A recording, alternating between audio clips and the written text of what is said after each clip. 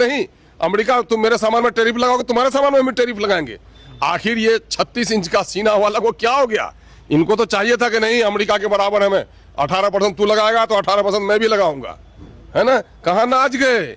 चूंकि आप लोगों को मीडिया वालों को मैनेजमेंट कर लिया है इन लोगों ने, गोदी मीडिया पर सारा खेल हो रहा है ना? माल महाराज का मिर्जा होली खेल रहा है। ये लोग गद्दी पर बैठने के लायक नहीं है। मैं दावा तो नहीं करता हूं, आशा करता हूं कि जिस तरह से सन 1917 में रसा से मस्जिद के दरवाजे बंद, मंदिर के दरवाजे बंद, गुरुद्वारा के दरवाजे बंद, चर्च के दरवाजे बंद, एक ही नारा था, लेनिन और कम्युनिस्ट दास कैपिटल। लेकिन देर नहीं लगी, 50 साल के अंदर में वही लेनिन जिसकी लोग पूजा करने लगे थे, उसके कब्र को उखाड़ कर फेंका है। और देश में होगा अनकरीब, देखिएगा कि ये मोदी जी जो अभी दंदना रहे हैं, हमारी नई पीढ़ी के जो नौजवान है वो देख रहे हैं कि देश को इधर किधर ले जा रहे हैं। धर्म आया है, मंदिरों में जाकर पूजा करो, मस्जिदों में जाकर नमाज पढ़ो, चर्च में जाकर अपना इबादत करो, कोई नहीं रोकता। लेकिन राजकाज की कुर्सी पर बैठे हुए, पार्लियामेंट में बैठे हुए लोगों को मंदिर और मस्जिद नहीं, देश की जनता की समस्याओं के समाधान, देश के विकास और देश की सॉवरेनिटी के लिए काम करना चाहिए। यहाँ ये लोग फेल है। असम के मुख्यमंत्री ने जो असम के मुख्यमंत्री ने न्याय थी बरहना, न्याय थी शर्मनाक, न्याय थी बदतमीजी पर आधारित और न्याय थी वहशी बयान दिया है। गैर कानूनी, गैर आईनी, गैर दस्तूरी बयान दिया है। अगर लोकलाज है केंद्र की सरकार में तो ऐसे लोगों को कुर्सी से उतारना चाहिए।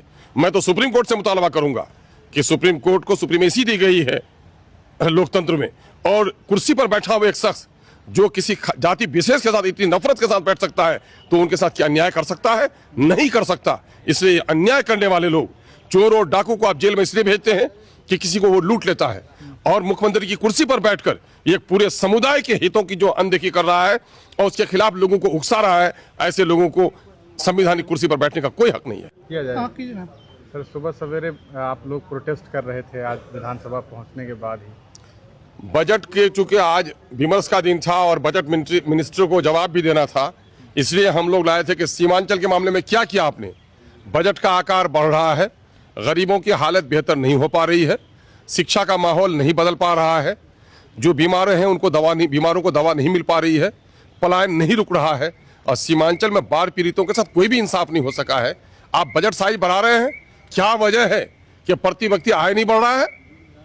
आप बजट साइज बढ़ा रहे हैं, बिहार के दूसरे हिस्से की प्रति व्यक्ति आय तो बढ़ जाती है, लेकिन सीमांचल की क्यों नहीं बढ़ पाती है? माइनॉरिटी के लोगों को 2 लाख लोगों को नौकरी से वंचित रखा आपकी रिपोर्ट के मुताबिक, जाति आधारित गणना की सरकारी रिपोर्ट के मुताबिक, और उस माइनॉरिटी के अपलिफ्टमेंट के लिए पिछले साल 1100 करोड़ खर्चा हुआ है माइनॉरिटी डिपार्टमेंट में, आपने काट के 800 करोड़ कर दिया। एंटी माइनॉरिटी बजट है, एंटी किसान बजट है, मजदूर विरोधी बजट है, शिक्षा और स्वास्थ्य के लाभ से लोगों को वंचित रखने वाला बजट है। कोई कल कारखाना इनके यहाँ नहीं लगने जा रहा है।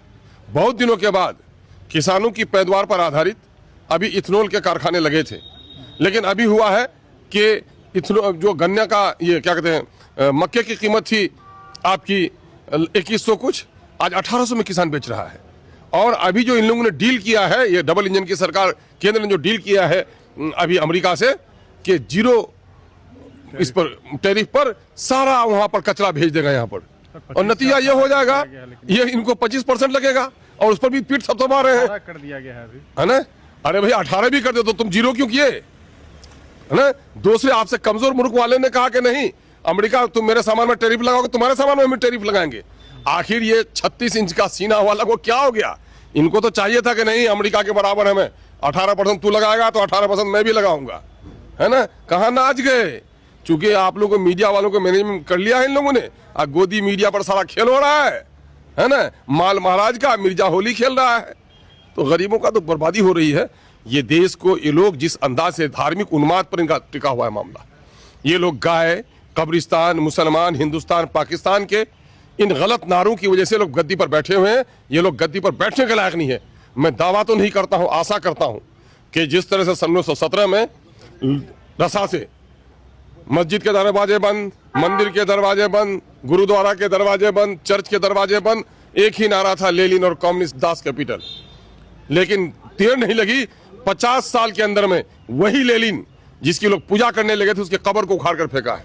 और देश में होगा अनकरीब, देखिएगा कि ये मोदी जी जो अभी दंदना रहे हैं, हमारी नई पीढ़ी के जो नौजवान है वो देख रहे हैं कि देश को इधर किधर ले जा रहे हैं। धर्म आया है, मंदिरों में जाकर पूजा करो, मस्जिदों में जाकर नमाज पढ़ो, चर्च में जाकर अपना इबादत करो, कोई नहीं रोकता।